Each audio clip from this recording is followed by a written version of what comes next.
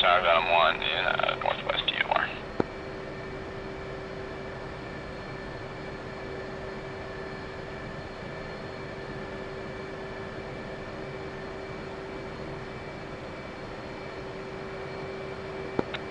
Configure for takeoff, altimeter 2993.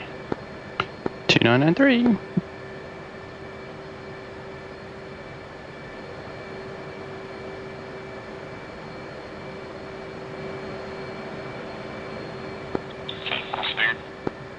Seconds on brakes, prosperous, speed brakes, take a trim, RFS, sales, take a Repealing, strobe, MVGs, and the parking brake.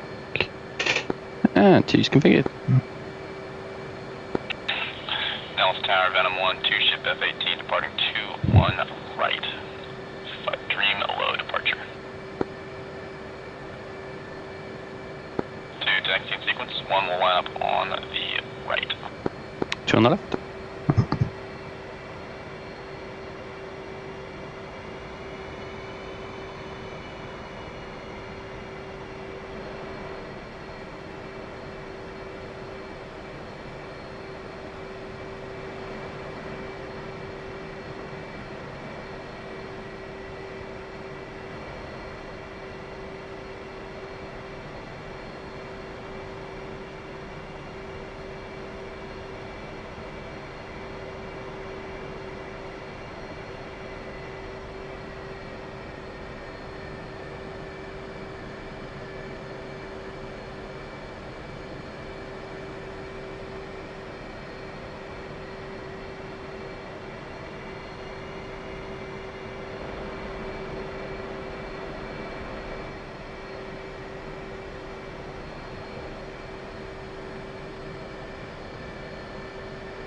Stabs, 2 and 12, take off controls wing, so seats, no swift. 1 in position, brake set.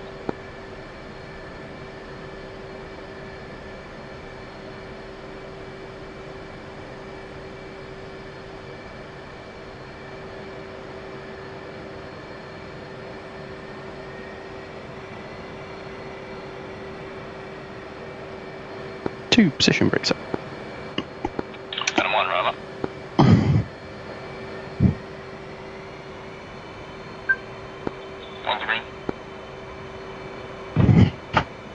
Two screen. 1's bridge release 2-5.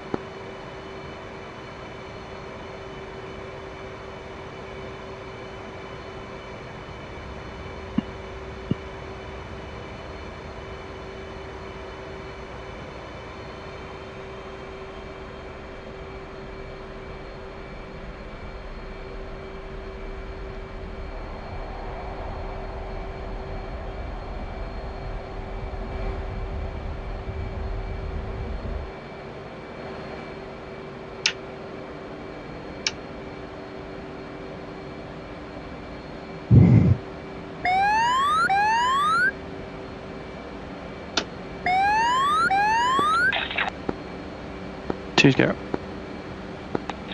Now, sir, Venom 1, airborne is fragged.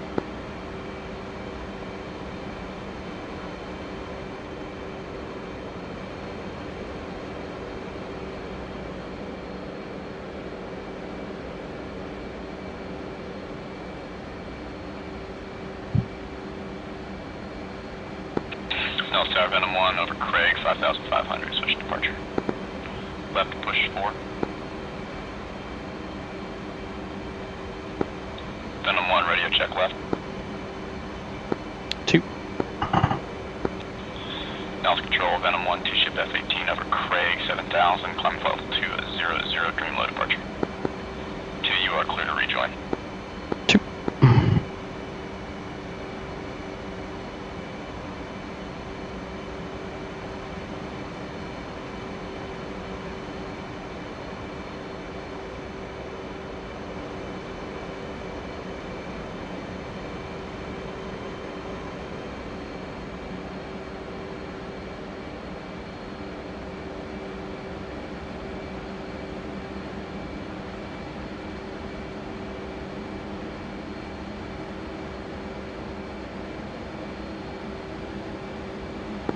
Climb through 10,000, Venom 1, ops check 1 is 11-7, feeding.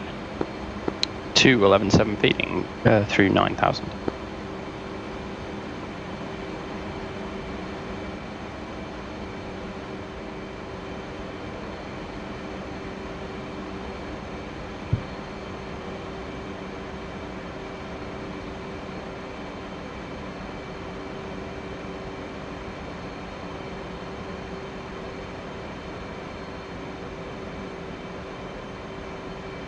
I've got a bit slow here. It's a steeper climb out, I think, than I've been doing.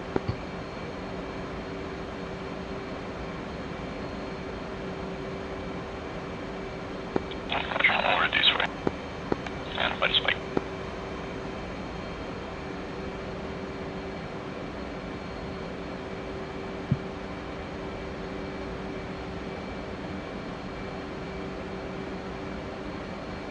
If you're going to respond to a buddy spike is buddy lock, and just confirm that it is in fact you, and that you're locking it for closure. That too, yeah. Are you differentiating your ray gun calls then? Is that what you're using just over a blind, like an area operating frequency or something? So for you, I know it's your instruction. You put buddy spike out over the primary tactical frequency if you get spiked by what you believe is a friendly aircraft. And which then the response is call sign buddy locked, and then you either drop the lock or explain why you're holding onto the lock for whatever reason. You're affecting your rendezvous. That makes sense. And a blind ray gun call would also go out over the primary frequency, which would be a request for make sure you're not spiking a buddy. Yeah, so I guess that's what I was asking. You're using ray gun if you're ray gun is the challenge and buddy lock is a response to somebody else. No, ray gun is a challenge. Buddy spike is the response to that. And then if somebody calls buddy spike, you call buddy buddy lock is the response that says that I accidentally locked a friendly. Yeah, makes sense. Nelson Control, Venom 1, coming out of your space station to Blackjack, have a good one. Left, push 10.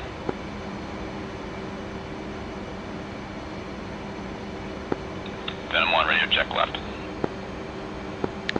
2. And Blackjack, Venom 1, 2 ship F-18, enter your airspace, level 2 to 00, going to transiting throughout the airspace for familiarization and handling. I'm coming right for steer 3. You should be able to cut the corner a little to form up on me. 2.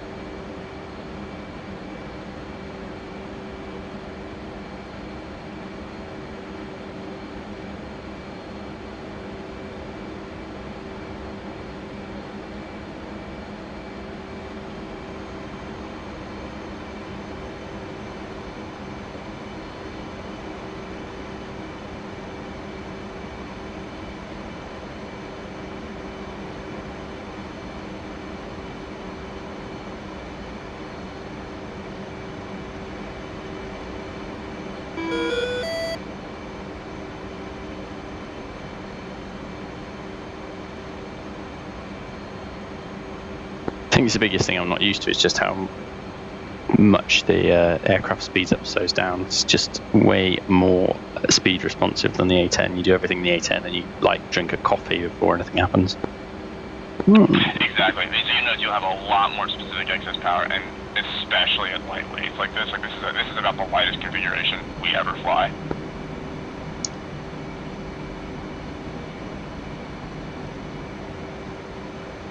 So I'll also notice that if you bring the power all the way back, it will slow down pretty quickly. It's a very draggy airplane.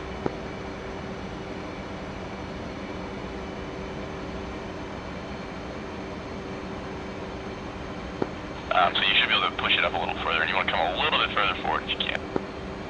Yeah, just killed my overtake a bit too quickly. Nope, you're good. You just want to get used to the power setting, the power response here. So ideally the good sight position is with the AIM-9 seeker head on the stars and bars on the under the canopy. That makes sense.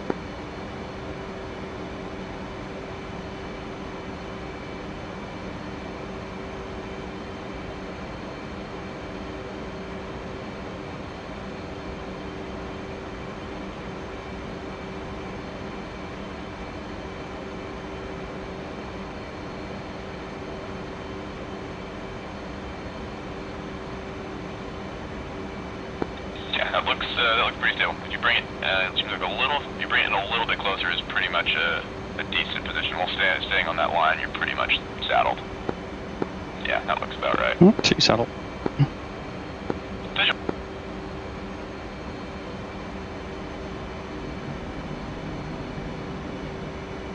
Yeah, so just if you can, try and get a handle for the power settings without you want to use speed brake to hold position. Yeah. So practice, again, if you need to practice, just try and move one throttle, like be really gentle with it. And focus on making small power corrections, so you should be sort of making just really, really minute corrections the entire time. So again, with the A-10, you're going to be making much bigger corrections because it takes so much longer to respond.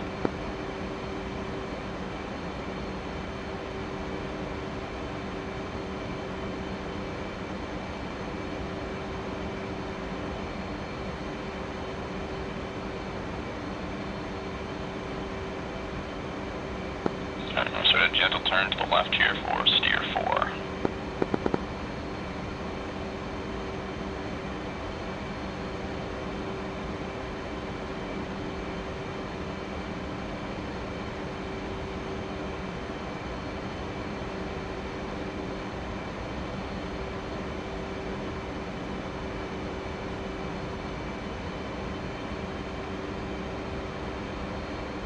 There's no hands-free way of doing waypoint next and previous, is there, other than the buttons on the HSI?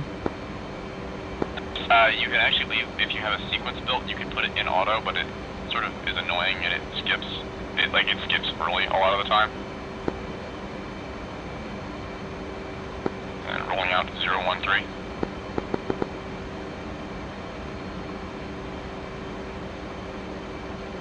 Yeah, so basically the buttons on the thing with the Hornet is you should pretty much always have the HSI or the SA page up on your MPCD. So you should always have access to it. Yeah.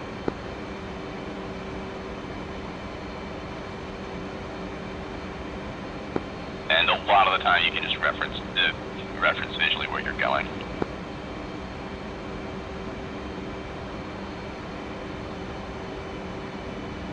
Just so we get the decent some variety in here. As you can try to turn to the outside. So for a cross under, same procedure as the A-10. So keep the same power setting. Lower the nose until you're underneath me. Increase bank to your center line, then do the opposite to come off the other side. Yep, roger that. 2 cross under.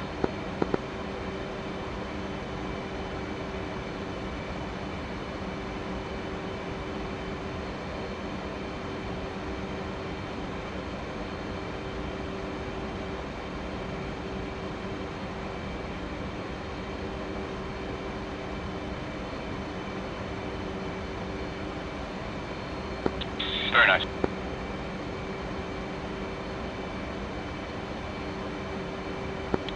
When you get a little more comfortable, you can start making leads radar altimeter go off.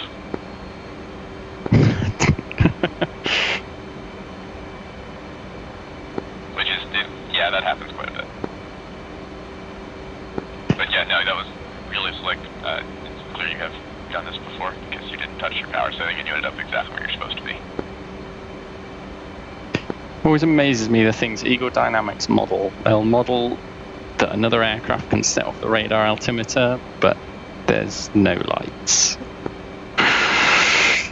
Only on the F-16.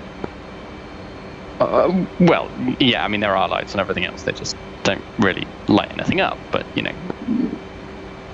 Yeah. It is a little silly.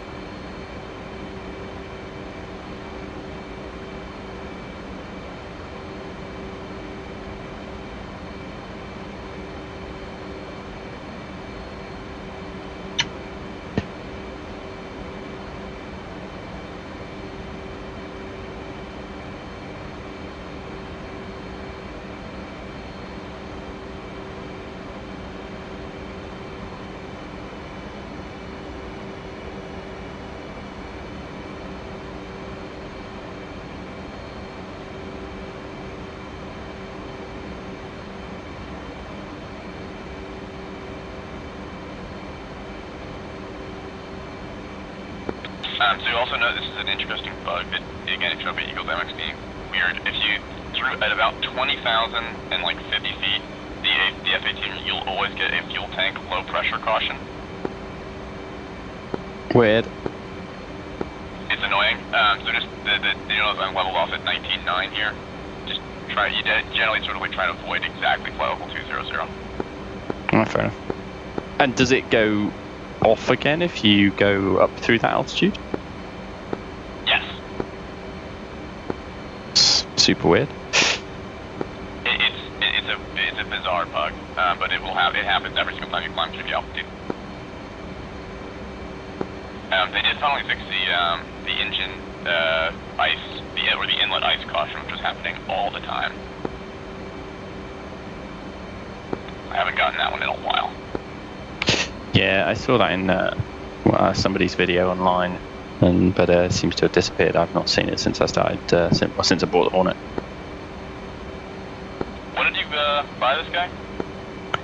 I don't know, a couple of weeks ago. I kind of always wanted to convert onto it, but just work was so busy that there was no way I was going to have time to get through any reasonable amount of training. So yeah, just kind of waited until I got a bit of free time.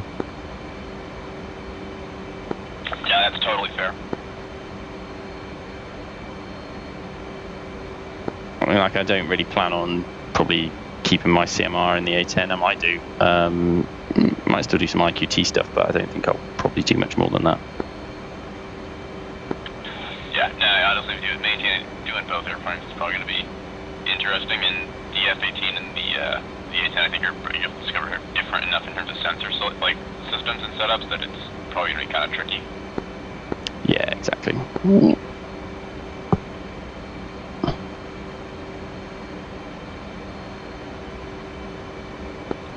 Then the other added thing is that the Hornet eventually you'll be required to stay on this. You'll eventually be required to get the boat qual. Yep. Which is interesting. I'm not sure if you've played with that in any other flight sims, but it's fun. Yeah, I've not done anything since the last Jane's F-18. That had case 3 recoveries in it, but nothing else. So. Yeah, it's a lot of fun. And I was always impressed last time we did like a case 2 recovery night. It was how well we all hit our times and stuff. You sound surprised. You'd be surprised, just swanging it off the tachyon cuts, and we all made our push times. Yeah, it was pretty nice. That's good. Alright, let's come left, reference steer 5.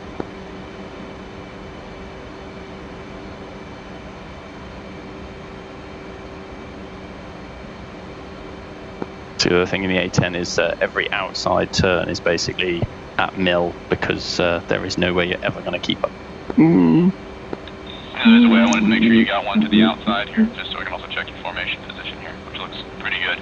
Yeah, so you'll notice you got to add a little power on the outside, but if you add too much, it's pretty easy to accidentally start overshooting, which puts you into a really awkward position. Yeah.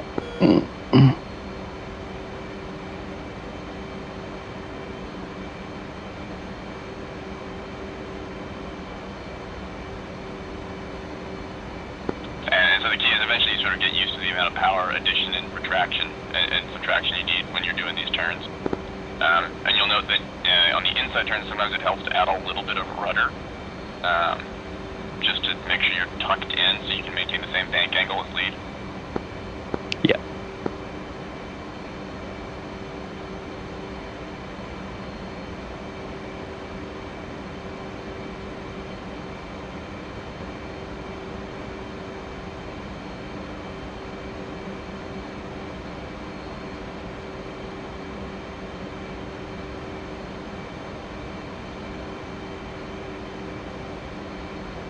Let's roll out reference 270.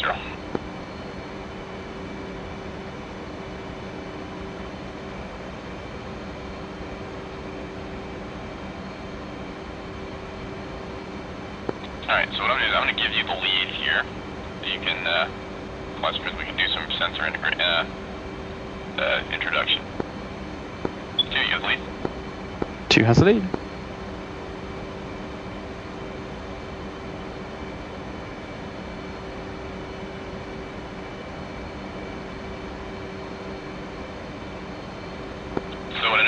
done, which is prudent, is you got your data link on, because I checked on the ground and you didn't have it up yet. But so the only way sure that's done is part of the pre-flight. Unfortunately, we don't have an easy way of controlling the link like we do for the A-10, so you can't actually show up as a wingman, but whatever.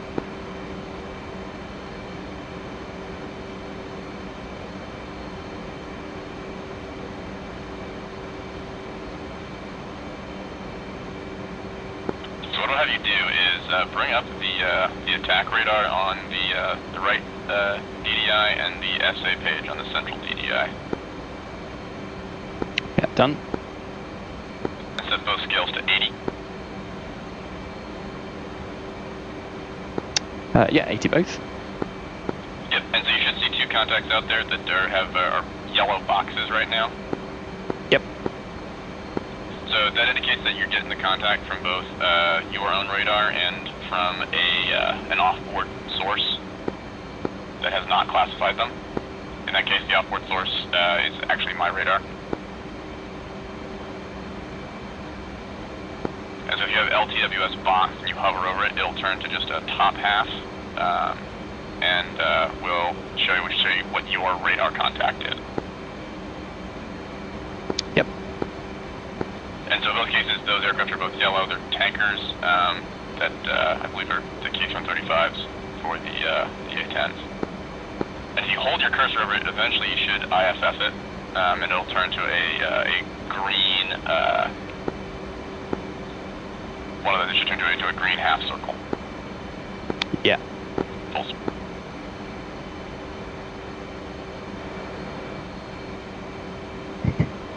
Which denotes that again it's been identified as a friendly aircraft. And so that's what's referred to as multi-sensor integration. And so it's also building in, and if you look at the SA page, you'll see the exact same symbols represented from the top-down view. Yeah. So, and you can also bring your cursor to the SA page and hover over the aircraft there, and in the bottom right, it will show you what information you have available of it. In this case, I'm showing like unknown, and it'll show you bra and bullseye if you have bullseye selected. Yeah, makes sense. You guys, you have to manually enter the bullseye, don't you? There's no default setting for it. Correct, and so that's actually fairly easy to do. So let's, we got some time here. So do you have the, bring your HSI up on your right DDI, or sorry, your left DDI? Yep. Select data, and then select AA waypoint. It should be push button, I believe that's 2. Yep. From the left hand. She should box point, and then it should show a 5 next to it if we still have steer.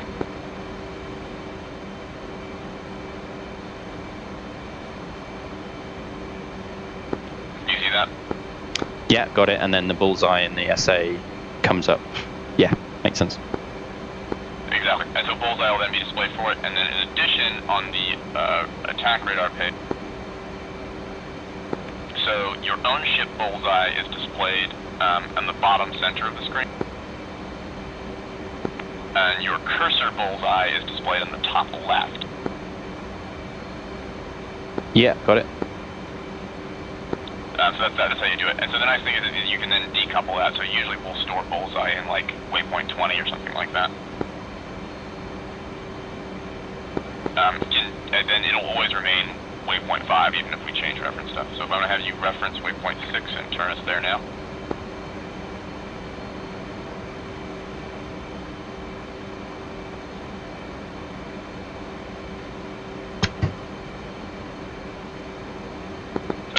Coming left. Waypoint 6 is behind us, so I don't know who built this NPC. Yeah, a lot behind us.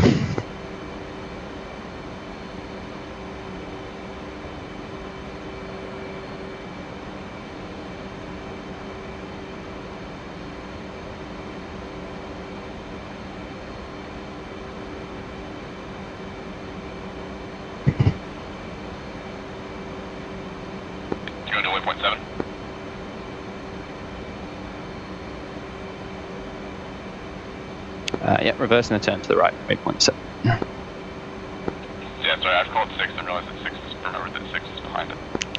Yeah, I'm really not sure who. I looked at the MDC as well and was a bit like, Yeah,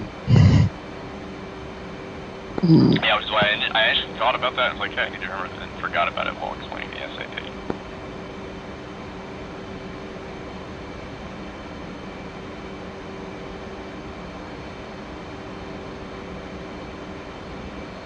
Yeah, like the A10 IQT1 MDC has, I think, 4 waypoints in it. That's it. Rolling out 255.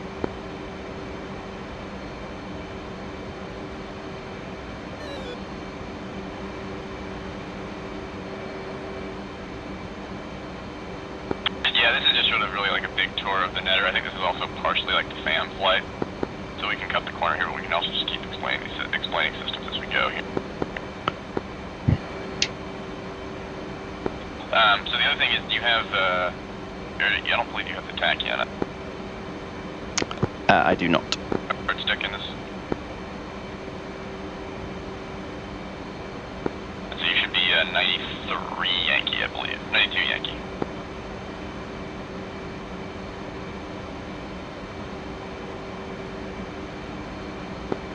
Yeah, it sticks up. I do not see you locked on. So did you actually turn the tack in on? Ah, that missing step. Yep. Yep. There you go. So yep, good lock on with no range. So here's a fun little technique that is actually really helpful later on in air-to-air MQT. I assume you still have HSI up on the left and MPCD up on the SA up on the center. Correct. So in A, you'll usually have your RWR up on your left screen or the ASL page when we eventually get it. So a helpful solution is that to leave the waypoint selected. Waypoint information is always displayed in the top right of the SA page. But so what you can do is you can select TACAN as your primary air-to-air, as your primary steering source. Which means that then you get range to your wingman on the HUD at all times. And then you can reference your waypoint information off the SA page. Ah, that's useful. Right, you don't have a steering cue on the HUD, but you don't really need it, right? Like, because if you're doing air-to-air stuff, you're generally just staying within the confines of the cap, which you can reference off of the SA page. Yes, and you can read, so that should be fine. Exactly. So it's just a sort of a helpful way to trick the steering sources into giving you more information than you would ordinarily have available.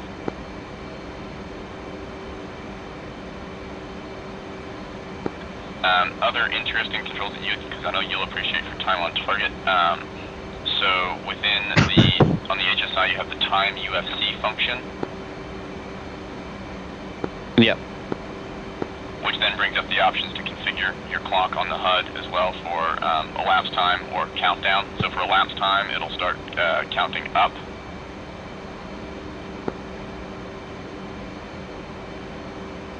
If you enter. Yep. And countdown, you would enter a time, then hit enter, and it'll start counting down. So useful if you, for whatever reason, need to time.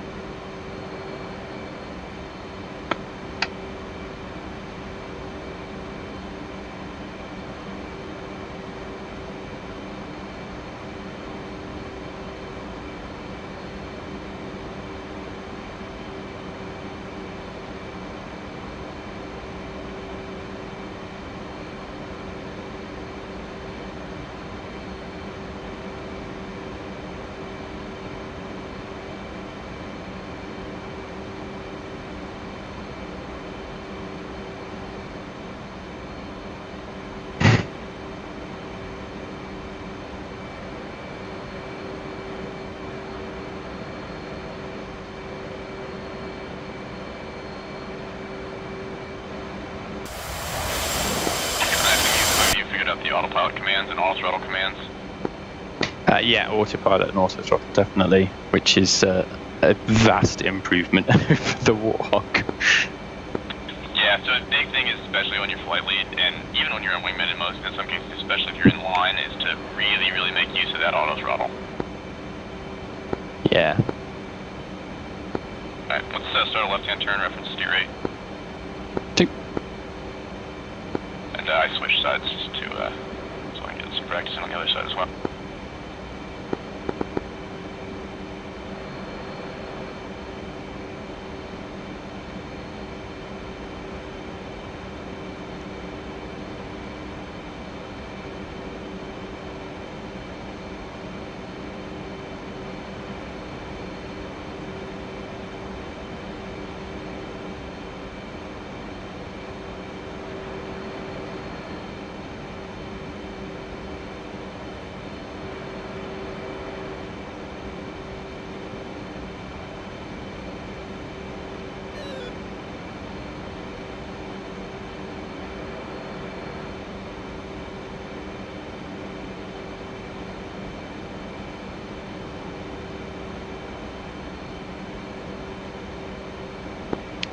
High 5.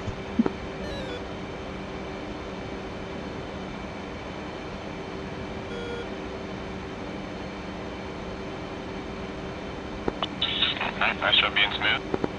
One thing is to check altitude.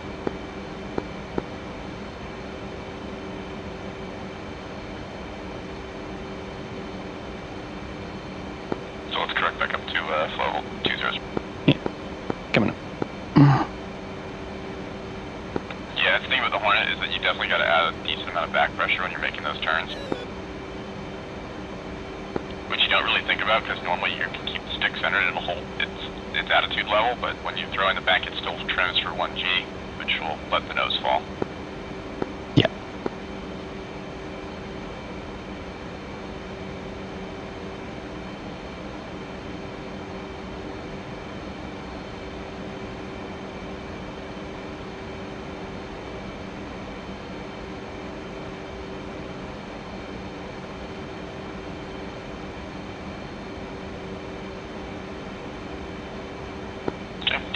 Autopilot there. Say again? Did you just engage the autopilot there, or was that just a level off? That was just me. Got it. Alright, let's come left for, yeah, let's go steer 9, then steer 10. Coming left.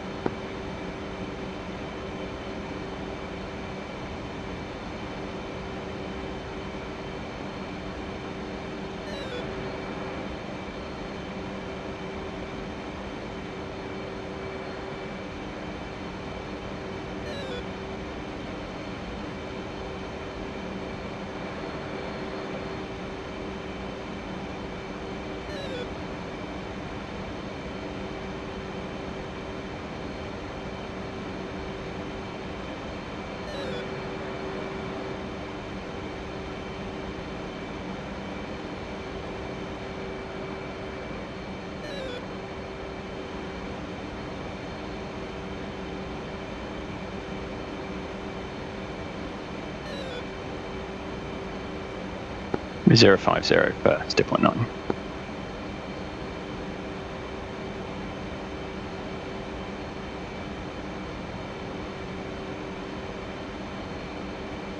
Yep, so also just note altitude loss on the turn. We rolled into that at 19.6. Yeah, I need to just keep working on the sight picture and just start getting a feel for the amount of back pressure, isn't it, for different bank angles. Yep. No, it takes a time to get used to. And also definitely reference the flight path marker, reference to the horizon. Yeah, the sight picture outside will help.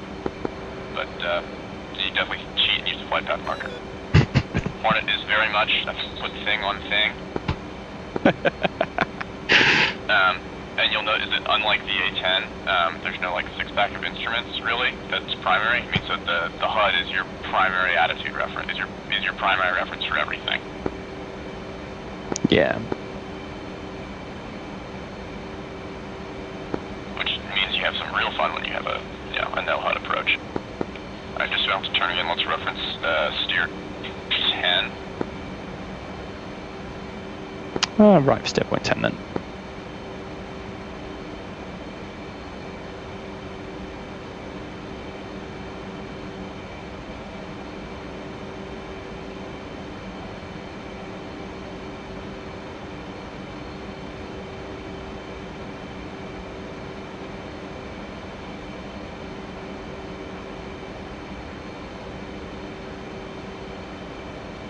So for just in further system introduction, since we're headed towards the tanker now, let's bring up, you familiar with the FPAS page? Yeah. Got it. And the only big learning point on here is that, hey, it's really helpful to gauge what optimum altitude is going to be for certain things, but understand that it sometimes doesn't take into account your actual drag or fuel count or weight count very well. Okay. So sometimes what's actually optimum is probably a little bit lower just because climbing all the way up to that altitude is going to be more inefficient. Right. So just keep that in mind when you understand it. The altitude it gives you right now, it's saying 40,000 is our optimum range, which is probably true because this is a pretty light configuration.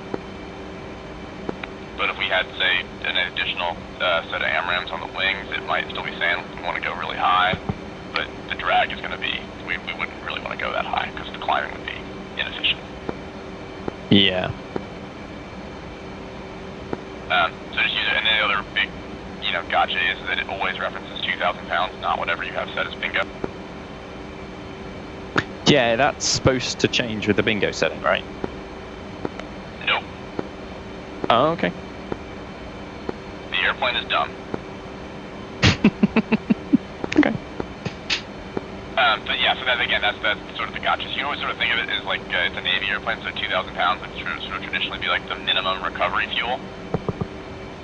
Yeah, that would make sense. And it also will change to fuel to 0 pounds at 2,500 pounds of fuel remaining. Yeah. So that's the other thing. So then the other thing to look at is the fuel tanks, the fuel page. Yep.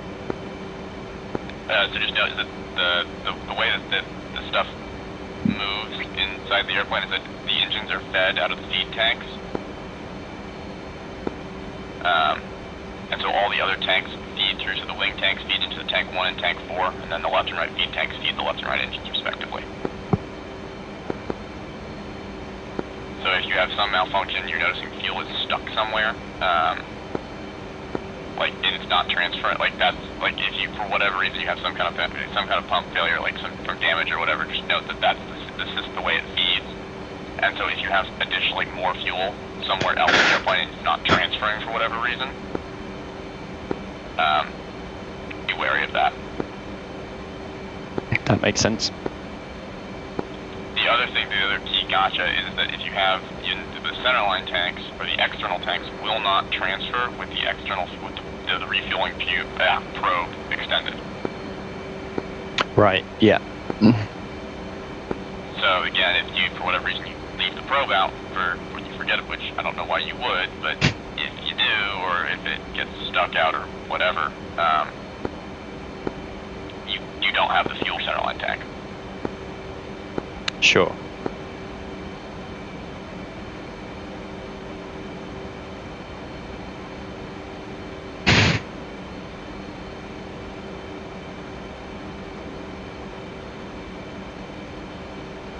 I'm showing us about 30 miles for the tanker, so let's reference steer 12 for the tanker IP. Yeah, it's steer point 12. Slightly right.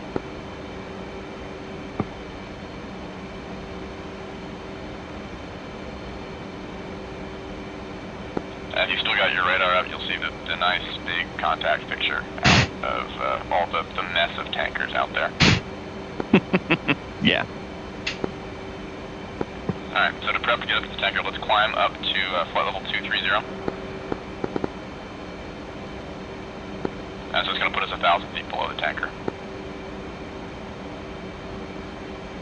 And when you get a chance, let's bring up the air-to-air tachyon, which is 80 Yankee for this guy. 2. And you just notice you just got the tank pressure low as we climb it through. And so don't feel that you can put in a lot more power here. And you can be at like 94, 95 RPM, and I'll have no problem. And 2 will have no problem keeping up. I copy that.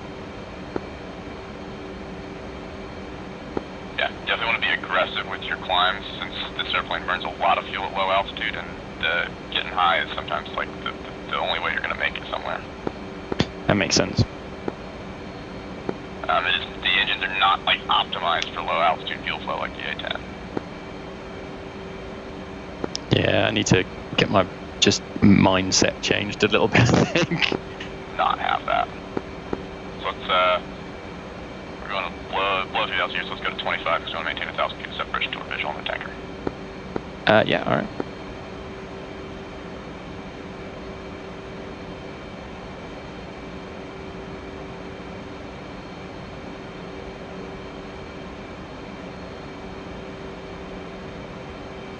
Yeah, it's just that the early level offs, you just, all my brain is just not set for the climb speed and things like that. Just takes a little while to get used to. Yep, make sure you're really paying attention to it. I always find it helps to call, like pretend, get ready to call the altitude 1,000 feet before you get ready to call it. Before you get there and say, okay, I'm going through 22 level in 23, and then the 10% rule is huge. So your climb rate, start your level off at 10% of your climb rate.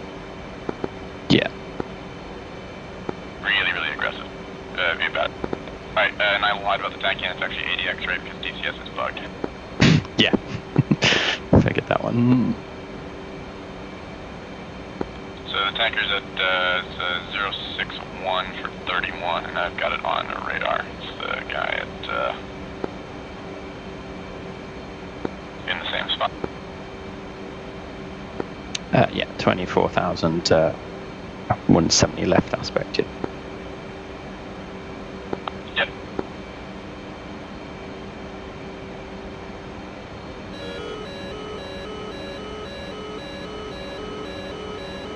So here's generally a good way to do it, is to reference where you are, and you understand you're going to want to build turning room to get behind him.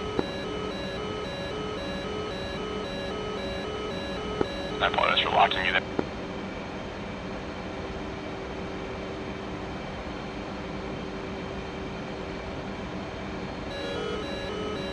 There we go. You'll note if you hard lock him, you'll see a hat over the TD box on the HUD, which indicates that it's a confirmed friendly.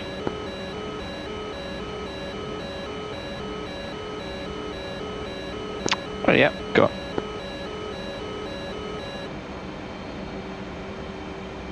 So in this case, a good reference for what we're doing is we're looking at our the aspect here. We're pretty much parallel on his course.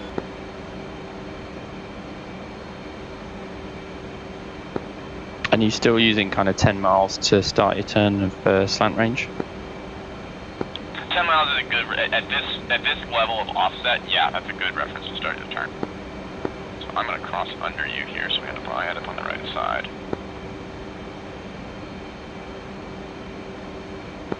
Okay, I've got 10 miles on the TACAN. Yep, so let's start our turn. So you should be able to turn, keep it, should be pretty gentle. And just go pure.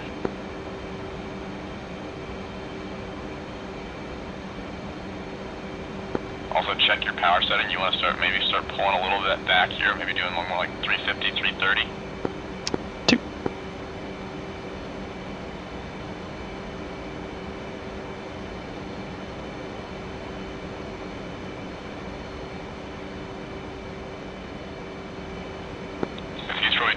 He's doing probably about 230 or so. Oh, copy that. He's in the turn as well. And we're going to turn tighter than him though.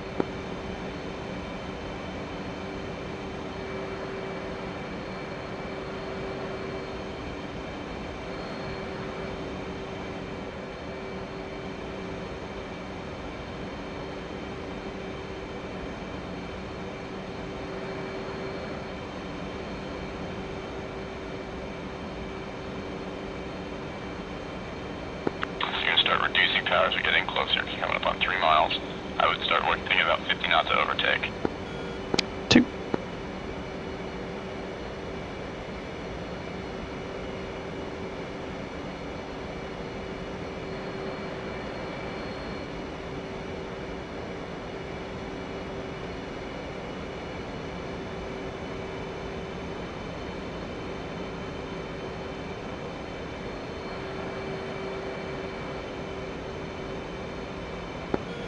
Gonna roll to pure 280. Yep. And so once you get in here and you start working it in, so you start at 2 miles, still doing 50 knots of overtake, which is about what we want. So we're just gonna keep marching on it. And then try and aim to stabilize on his right wing. At this point, we'll also want to go 336600 on the left.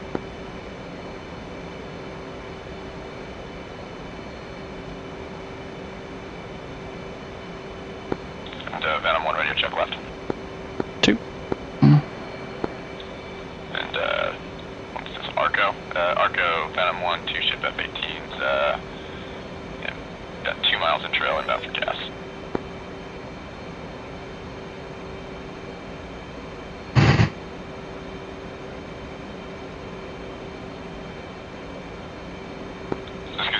On him, we want to make sure we complete the air-to-air refueling checklist, which will mean putting the radar in silent mode and also turning off your air-to-air TACAN.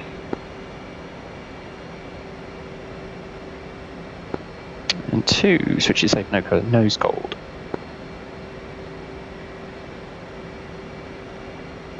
Keep power coming back, you're going to go idle and board so you don't overrun him.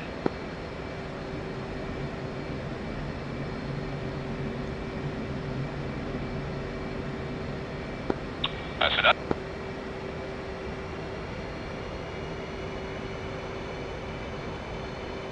Let me get stabilized. Other thing I'll say is that's really helpful is refuel within AMRAM, with AMRAM selected, so that way your HUD is caged and slightly decluttered. It's a good idea.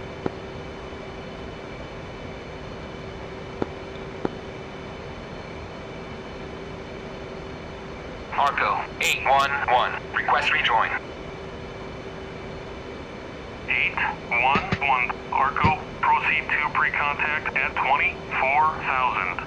So you want to be a little more forward if you can. Just you're going to have to get closer. This is the reformer. You want to basically extend it on his wing line. Pin up. Alright, and so he's ready for pre-contact, so we can actually slip over into our respective pre-contact positions. We'll take the right side as you're the lead. 2's moving right.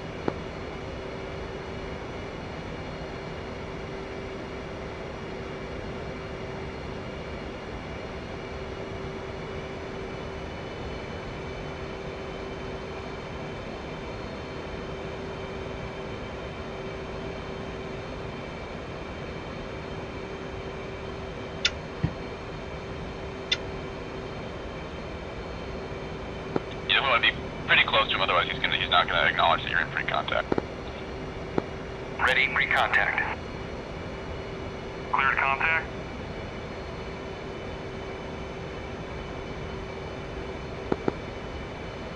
F6. F1.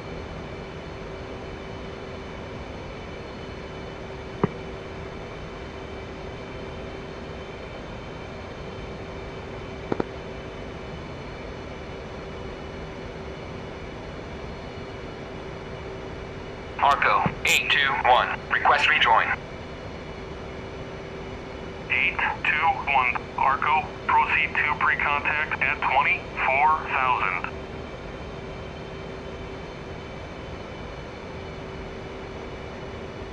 F1. Contact. Ready, pre-contact. Return pre-contact. Yeah, you got to be pretty close for it. Yep. F1. And F1. we'll take up to 10,000. Ready, pre-contact. Cleared contact.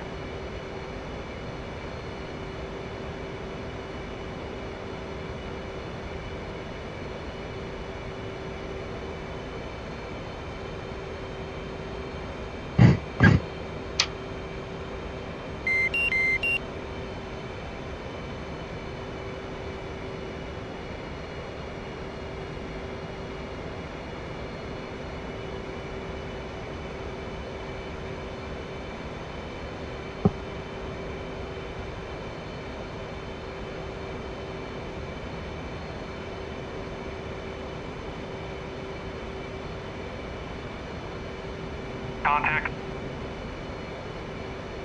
You're taking It's a fuel. different sight picture on this side.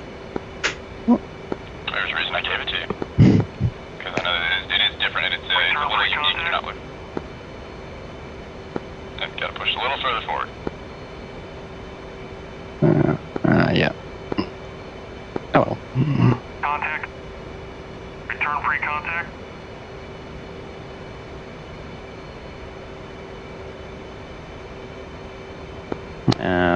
My references, I've worked out what the difference is.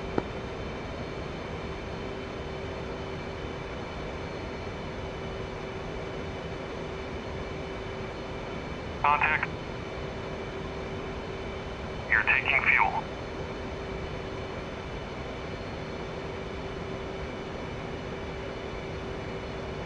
Return pre-contact. Just pushed in further. Return pre-contact. Yep. So I find it's helpful to get the set it so that from a neutral head position. And overshot. Reduce power. That. I found it's helpful to make sure that so that the AR pod should be just at the top of the HUD glass. Yeah, it's the fore aft reference, I think, because there's different markings on the side of the different side of the tanker. So I was using something that I think is a bad reference on this side. So I'll try and make some new ones. Yep, and that's why I use the HUD references so that if you're in a neutral HUD position, and the pod is so that your AR probe should be right next to the horizon line on the HUD. Yeah. Means that the basket should be right next to the horizon line on your HUD, and then the AR, the drogue spool should be just at the top of the HUD glass. It's usually a good fore-aft reference. And so if it's not the top of the HUD glass, you need to drive in further. And if it's exceeding the top of the HUD glass, you're about to fall out, or you're too close. Yeah, it makes sense. Contact. You're taking fuel. So you can push it in a little bit closer there. 2.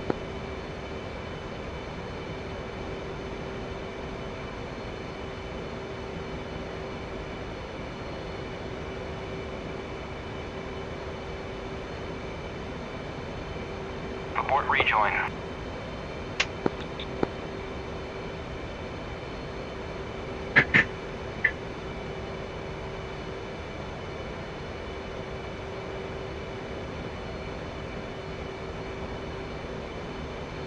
Return pre-contact.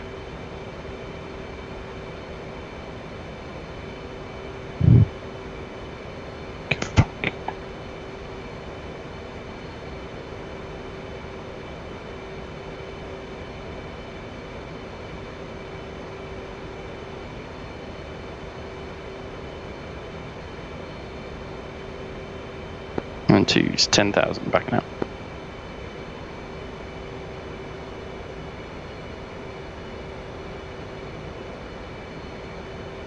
I'm not sure if I mentioned it, but it is also really helpful to make sure you have the fuel page up on your left DDI while you're doing this. Yeah, kind of goes without saying, I think.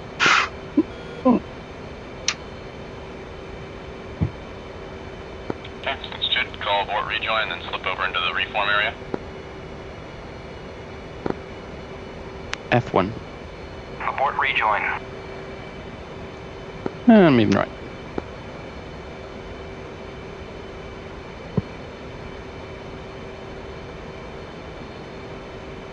And 2's cross surrender. Or 1, whatever I am.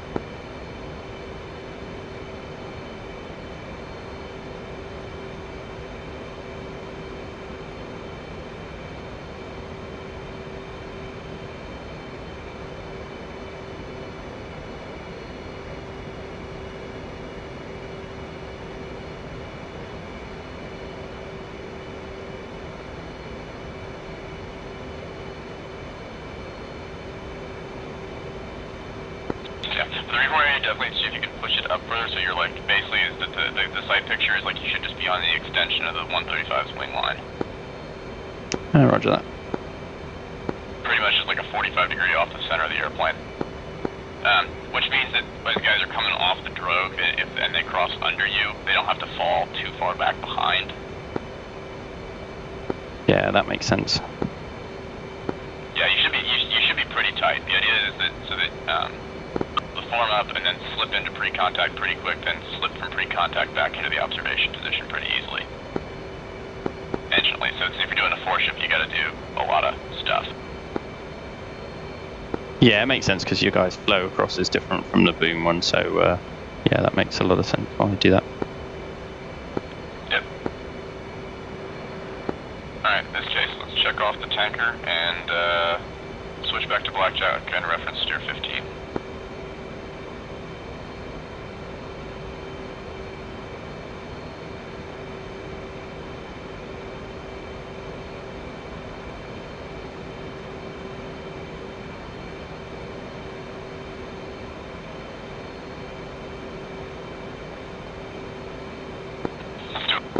Then let's do a turn to the... Actually, let's just descend 1,000 feet, then turn. Coming down. And Arco, thanks for the gas, and we are switching back to Blackjack. And 10. Then 1 radio check left. 2. Blackjack, Venom 1, 2 ship F-18, complete repealing, pushing to Arco. Sorry, correction, pushing to Eglin airspace for airwork. You happy for me to come left for 15? Say again? You want me to come left for 15? Yeah, correct. You always want to get vertical separation from the tanker first.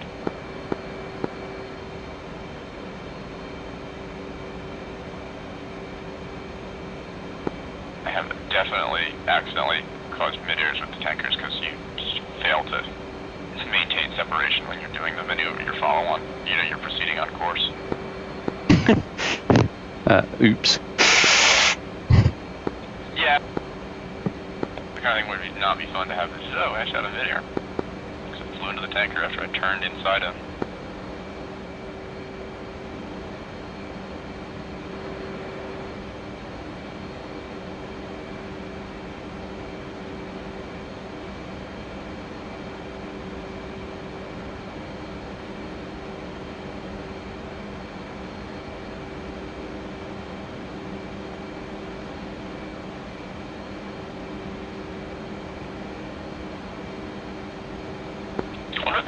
I don't think I've ever seen that tanker con before.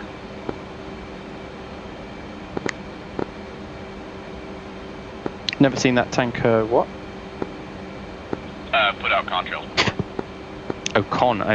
Yeah, I think it's quite cold, this setting. It's like 5 degrees or something. Yeah, I can see that. But also explain the pretty decent climb performance off the runway.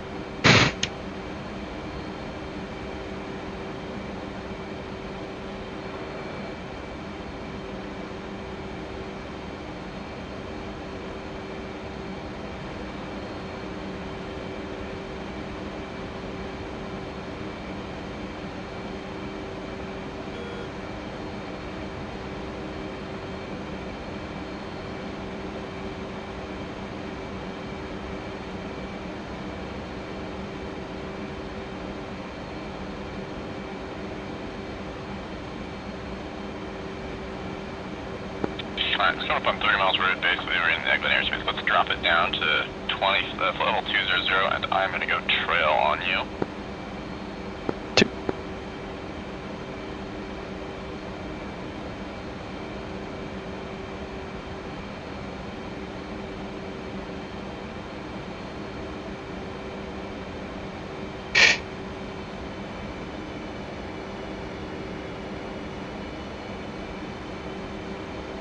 And let's push it up to 450.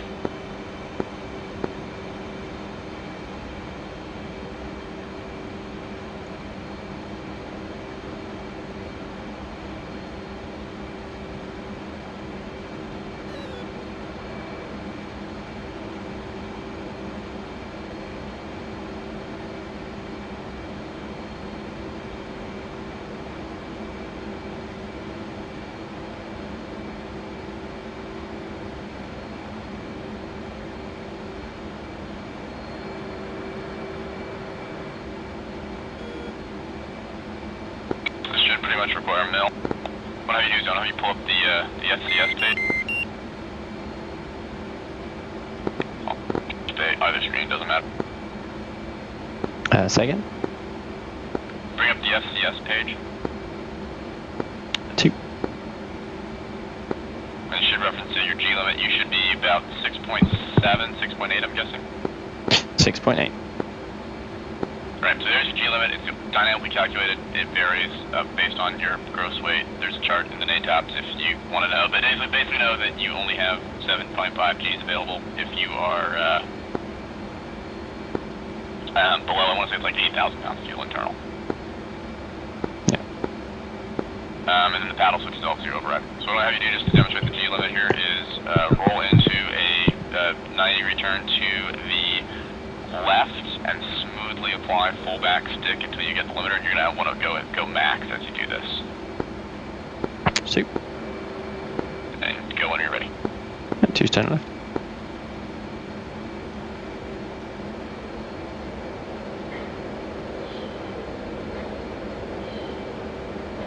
You'll note that even at full aft stick, you cannot exceed the G limit. And so let's roll out after 180 degrees of turn.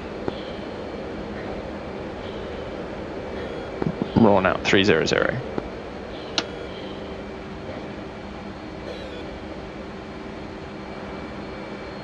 basically what I just thought, note for the Hornet, so the Hornet builds a lot of alpha when it turns.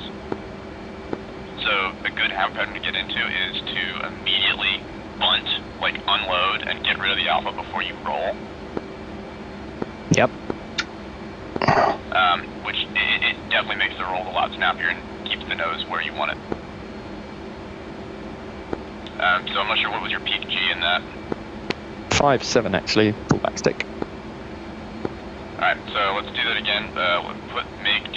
Go mill and go max and then make a harder onset, and let's go to the right this time and let's roll out 180. 2.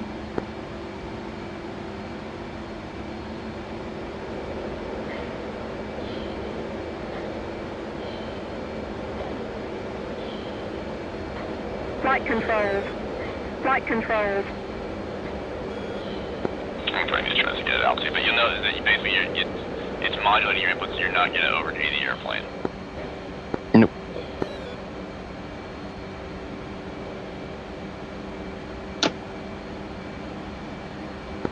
Alright, so what I want to do is, I'm going to do a slow demonstration here. So I want you to start pulling the power back to idle and extend your speed brakes. 2's idle on boards.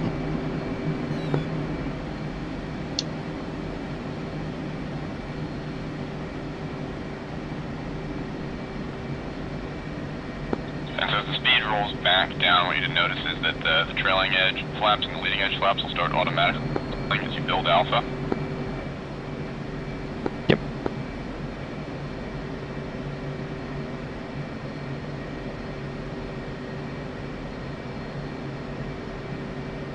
Keep this going. Let's go back to, let's target 150 here. 2.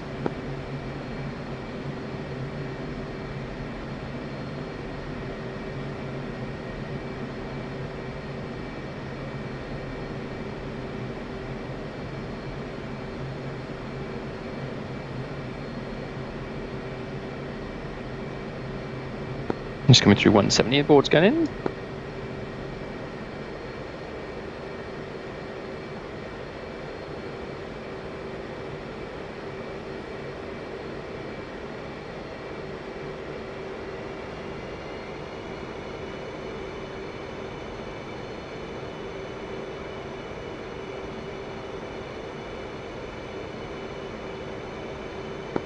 Maintain views power to maintain altitude. This should be hitting about 12 to 13 degrees unit angle of attack here.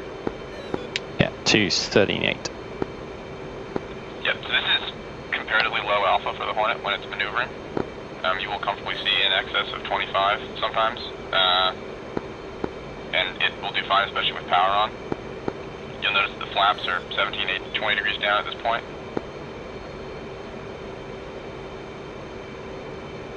So what I want you to do is, looking at the FCS page, I want you to start putting in some left stick and start a 30-degree turn to the left for 180 degrees. And so as you do that, notice how much rudder the FCS is putting in as you move the stick.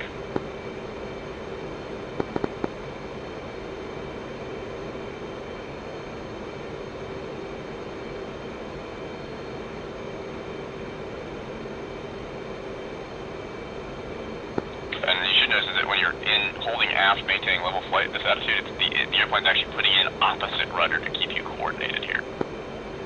Yeah. So you get sort of demonstration of what the flight FCS does at higher alpha.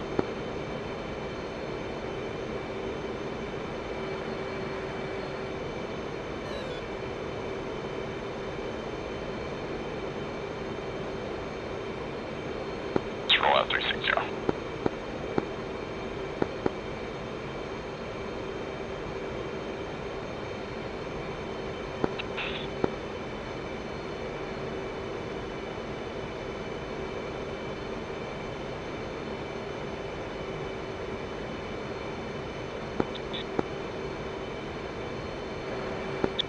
How quickly this can still roll. I want you to bring the power back. Let's try and target 140 here. Just go for, should be 15 units alpha or so.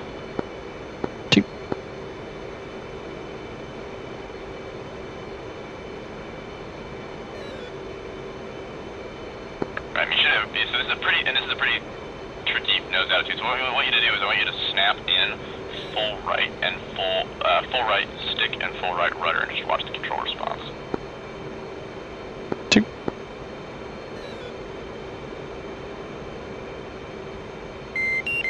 Right, you notice how quickly the airplane wanted to just basically swap ends there? Yep. Yep, so that's it's called the Pirouette Logic, where basically at high alpha it will start summing those inputs together for some insane yaw rates. It is really quite useful. So let's recover out of this. We're going to do the vertical recovery demonstration. So I'm going to have you go nose low and let's accelerate to 450 at 15,000. 450 for 15.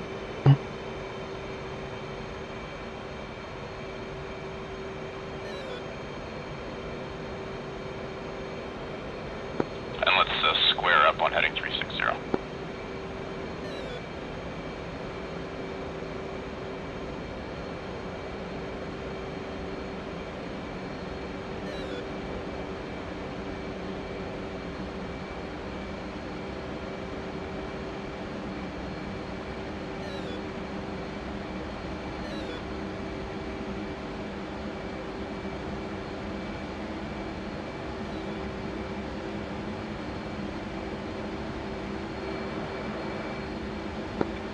Call one stabilized.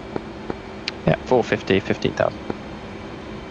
Alright, so let's do as a reminder, so just to rebrief for the vertical recovery, it's going to be, you're going to pitch nose high to vertical on the ADI page, or use the nadir on the HUD, but you want your pitch to be vertical. As you pass through 250 knots, you're going to continue the full back pull to 30 degrees nose low, inverted. Once you reach 30 degrees nose low, unload, accelerate to 200 knots. So unload first to zero out your alpha, accelerate to 200 knots, and then keep the aircraft unloaded, then roll it to back to wings level for cover to level flight. 2. Yeah, makes sense. 2 copy. Fine, and execute when you're ready. 2's up.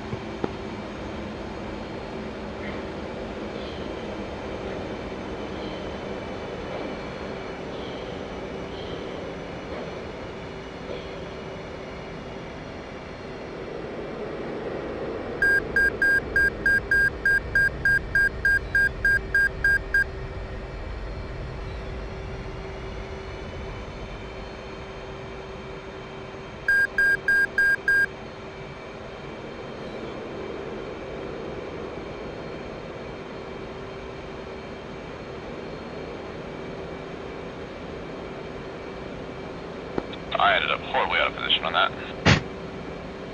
Yeah, I think I ended up quite a bit too nose low. So again? I think I ended up a bit too nose low. I didn't anticipate the nose drop quite well enough. Yeah, it gets pretty excessive. If you want to do that, your heading looked pretty good though. You look like you squared up pretty well. You on about 200, looks like. Yeah, 200. Yeah, so what's happening there is it means you're not unloading enough when you're rolling, so it means the nose is sort of flopping around. Yeah. So let's square up on heading 180, and we can take 450, and let's try that. Let's do that again. Back, it should end going north, and I think that should check out all the maneuvers. And you should be at I'm guessing 6.0 right now. Fuel's 7.2. Ah, perfect. We got more gas than I thought. Okay, 450 and 17,000. 2's up.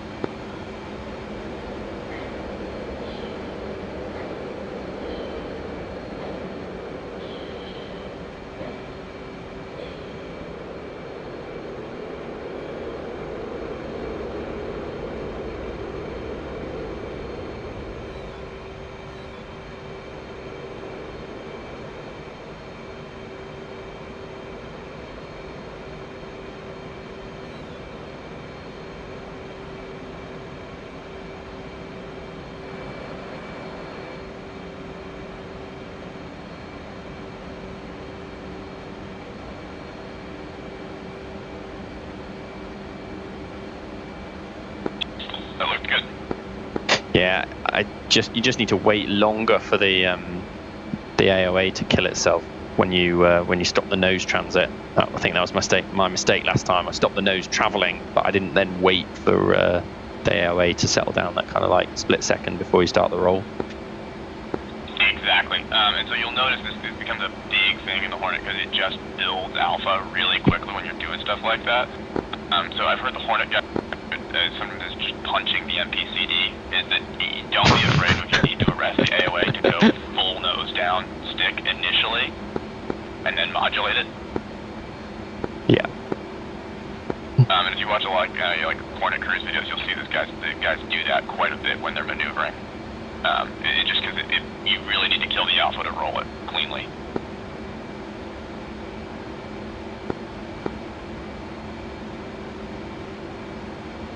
Yeah, I guess if you didn't have the FCS, you'd kind of know because nothing would happen if you put the stick in, but you don't get that feedback, do you, of it just not responding to the aileron, so you're just going to carry on doing it even though it's not a good idea. Right, and so the FCS assumes that you're trying to turn, like it tries to be helpful, so it's going to turn with rudder, but it means that you're going to be sloppy while doing it. Right, does that make sense? Like, so, it's helpful if you're doing like air combat maneuvering, where if you turn, it's like, well, the guy clearly wants to roll, so I'm just going to try and roll with whatever surfaces I need, but there's also going to be induced yaw. Yeah, it makes sense. So yeah, you really need to kill, and it's also really tricky when you're doing stuff like especially when you're rolling in for like an air-ground attack. When you put the nose on your target, when you roll out, if you don't kill the alpha before you do that, the nose that you're going to completely screw up your tracking. Yeah. fun things. Let's come back left, reference steer 15. 15. Actually, correction, reference steer 16.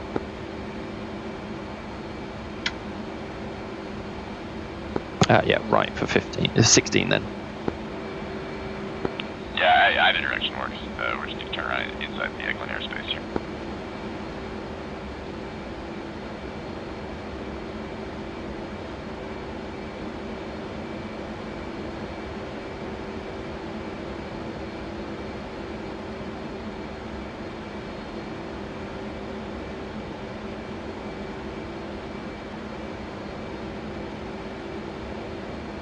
That's fun.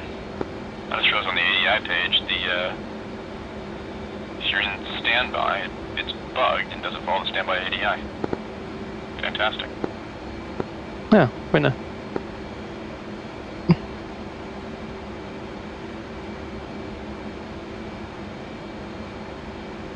That's not helpful at all. It'd be less helpful if you have an INS failure, the whole ADI goes down. Right, well no, if you actually look at the standby ADI is working.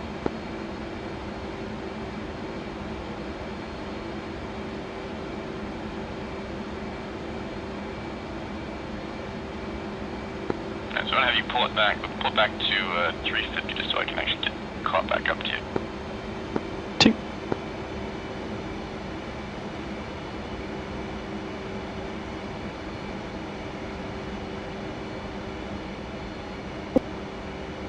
And I'm not sure what master mode you're in, so I was doing all those maneuvers in air-to-air master mode.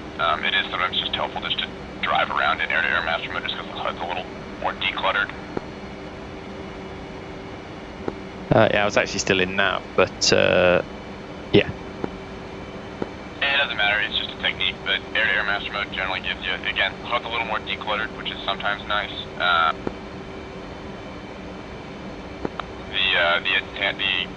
Yeah. And the HUD, and what'll happen is the HUD will auto-transition to landing mode, so a lot of times, like, you can't just drive all the way in pattern in air-to-air mode, especially if you're VFR and you don't actually need the TAC-AN steering. Yeah, that's good to know. But speaking of TAC-AN steering, let's reference, bring up, reselect the Nellis TAC-AN just so we can actually cover this as a DLO and say we did it, because I know you said you were proficient at it. Yeah, 12 X-rays up. 12 X-ray up, reference the TAC-AN. You understand how to bring up the TAC-AN course line steering for radials? Yep.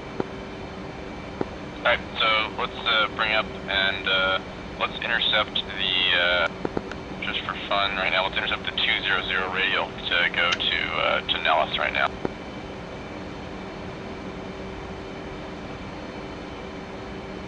Yep, 2's coming left.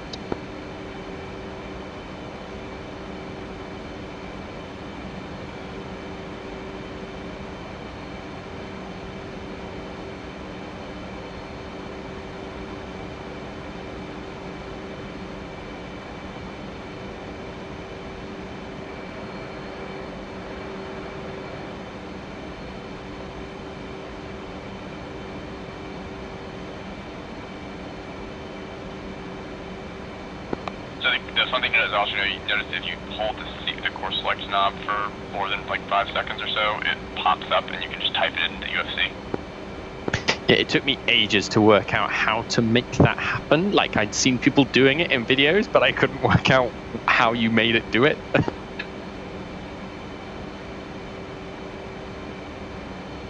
It's like buried in some small part of the manual somewhere.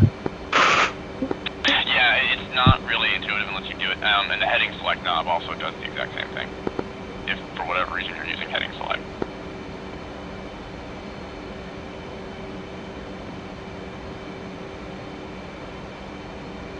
Alright, also, so let's start down to like 12,000 feet here. Let's be pretty aggressive about it. I was thinking about TAC-ANs and not thinking about the actual recovery. Yeah, down to 12. And you can go like 10, 12 degrees nose down here and make this happen quick, because we got 8 miles to lose 5,000 feet.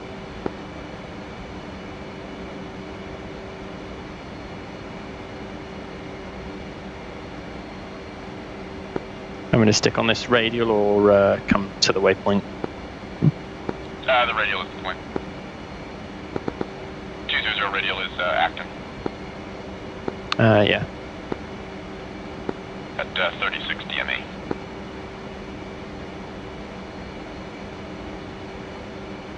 So I'm not sure, do the A-10s do the Acton very much, or you guys usually ARCO? Kind of mixed. Okay. So we use MBF with the A-10s, we do a lot of work in Eglin for air-to-air work. Pretty much all of air-to-air MQT, and we'll be in Eglin. Yeah, I guess you're using this because you're coming straight out of the south end's easier, so yeah, makes sense. And 12,000 on the radial at 36. Alright, so let's come right to 199 for apex and keep the nose down at about 3 degrees or so and keep the descent going down to 4,000. Blackjack, Venom 1, 2-ship F-18, checking out airspace over Acton. Switching to control, have a good one. Left push 4. Venom 1, radio check left. 2. Nels control, Venom 1, 2-ship F-18, Acton recovery, descending through 10,000 VFR straight into 1 right. Tier 17 if you want sort of a reference, but I think you know where Apex is, so I mean just put the nose there. Yeah. And what airspeed do you guys fly most of these recoveries at? 350 is what you want to target. Copy that. You can do it faster for whatever reason you wanted to, but 350 is generally the sweet spot. Because you just hold that all the way to the brake, you can maneuver pretty well. You can speed up pretty much, you can slow down if you need to. Yeah, makes sense. In general, if we're driving around, the assumption is that we're at 350. Or like 0.82, if we're high up.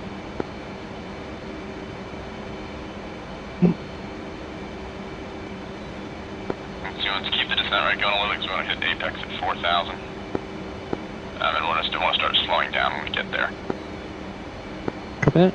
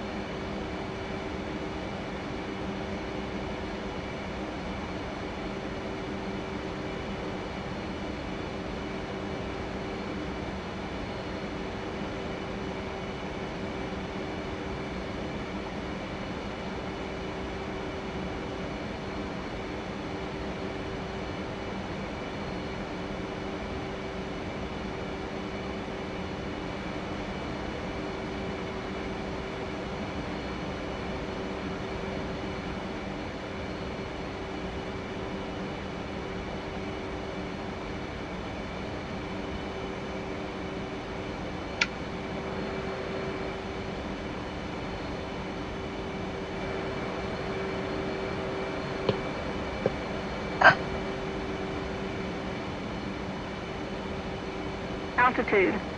Altitude.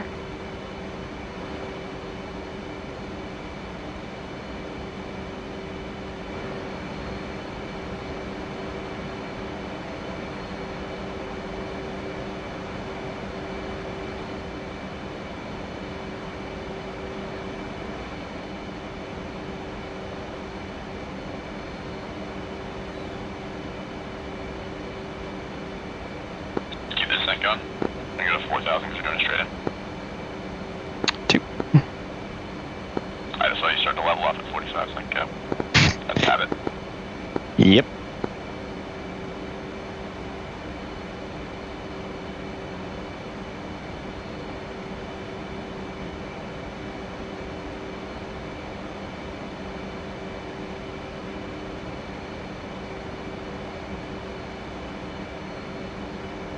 And once we cross 9.5, or 9 miles, it's down to 3,000 for Finn. And you start lining up with 200 right here. Nels control, Venom 1 over Apex, 4,000, straight into 1 right, switching tire. Left push 4, push 3. 1 right, low approach. Nellis Tower, Venom 1, 2 ship F-18 inbound for straight in, 2-1 right, single ship, as information. Someone in the pattern. And he's in the pattern. Keep going down to 3,000 feet for fin and start configuring here. So power I get below 250 gear, 240 gear and boards, or gear and flaps. Boards, sorry. I want to intercept about a 3-degree approach path for 2-1 right. Check that.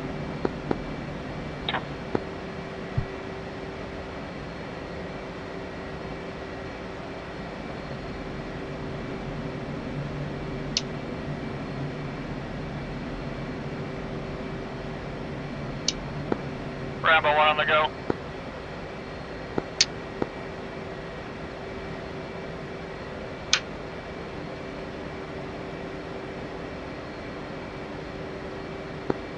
Venom 2-2, 2 mile short final, straight in, 2-1 right, touch and go.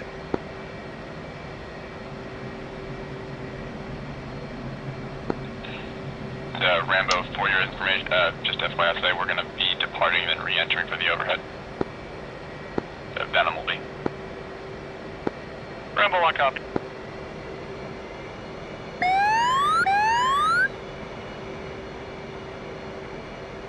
Hello, it's Venom 2-2, short finals, 2-1 right, touch and go. Make sure you low approach.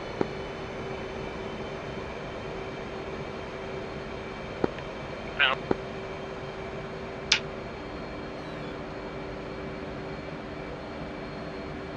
Venom 2-2 on the go, 2-1 right.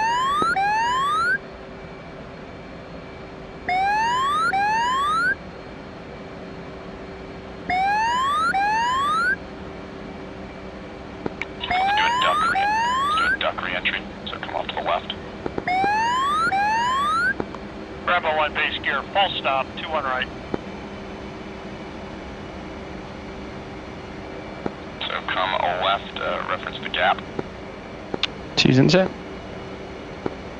Venom 2, should be 10, duck re-entry in the 10 to the left.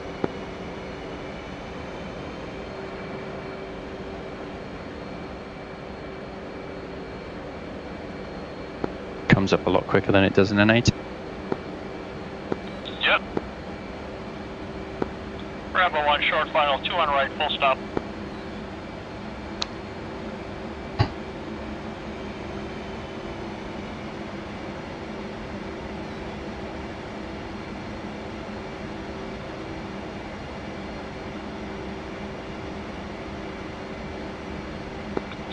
And let's bring the power back a little. We're going to be doing about 350 in here. Yep, coming back.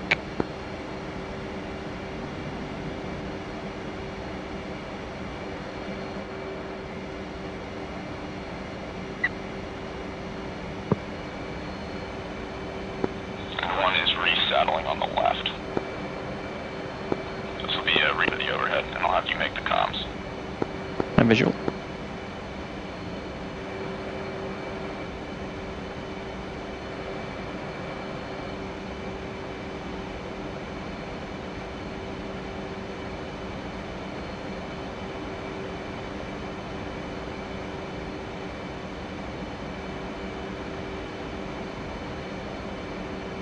Start the left-hand turn here, back up to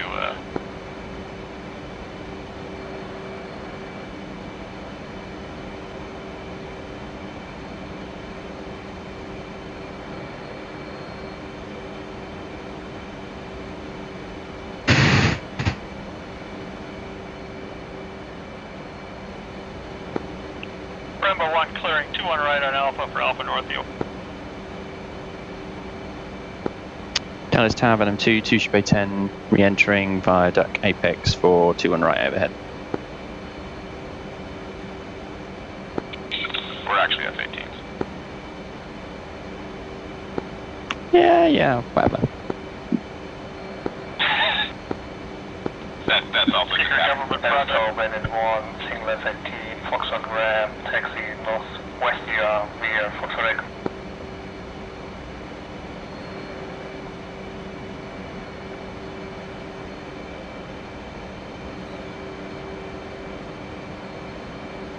Okay, start on the left. And down. So at the turn here, make sure you start dropping down to 3,500 feet for the initial. Rambo 1 parked Alpha North EOR.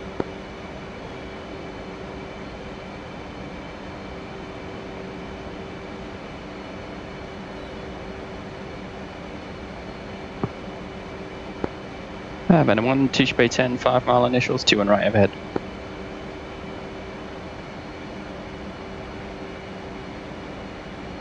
We're still F-18. What did I just say? You just said A-10s. So you're a little low here, a little slow as well. I can't even hear that I'm saying something wrong anymore. It's just ingrained, it's really bad. And so brake just past the numbers or so. You know how to do the overhead work. And Are you planning to go around? yeah, we'll do 2 of these. 2. At least until we run out of fuel. Venom 1's in the brake.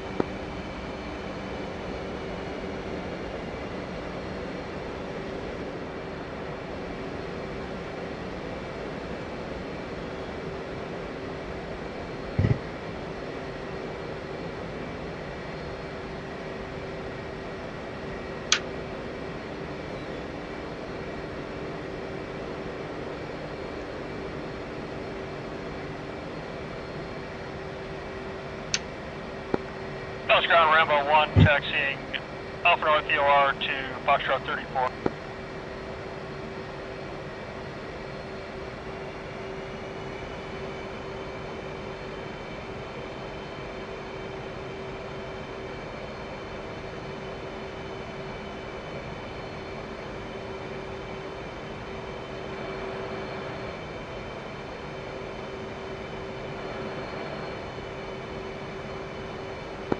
Venom 1, 2, right base, gear down, touch and go, 2 on right.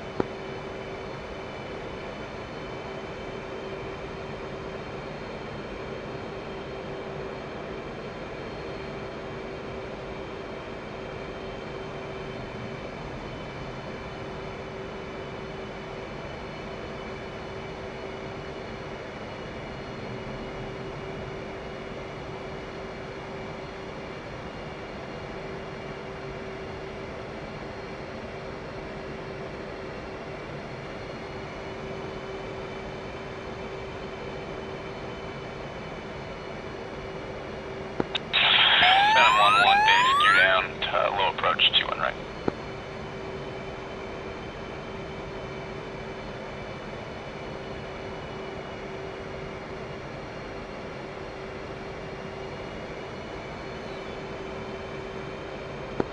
Venom 1, 2, on the go.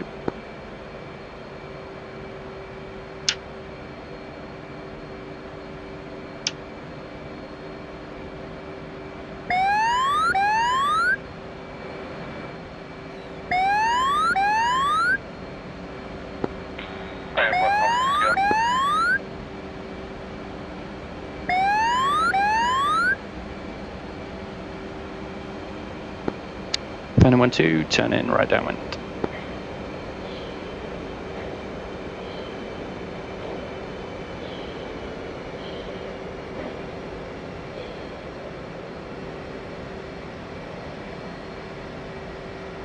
And 2's got 4.2, happy to go around again. We'll do that one.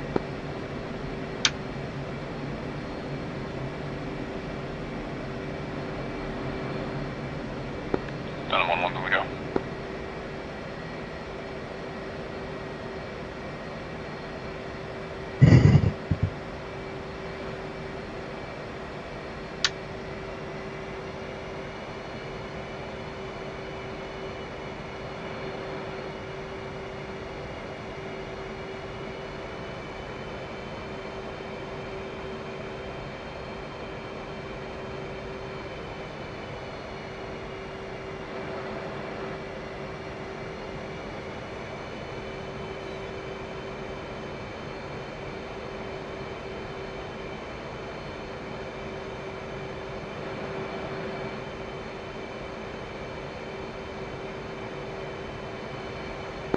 Alice, Venom 1-2, right base, gear down, touch and go, 2-1 right.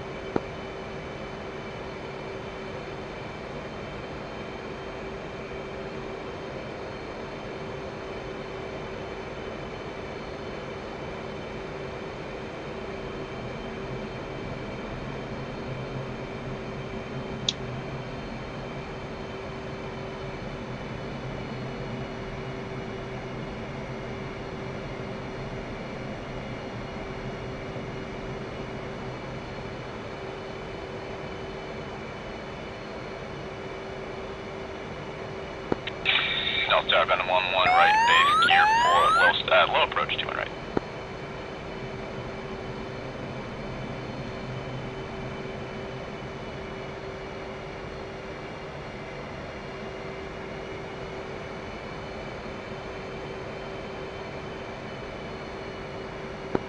Bravo 1 parked, 34 Foxtrot.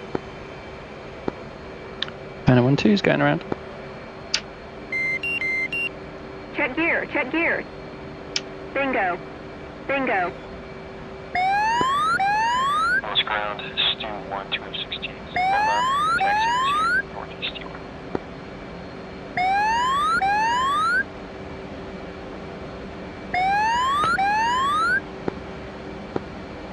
Alice, Venom 1-2, right downwind.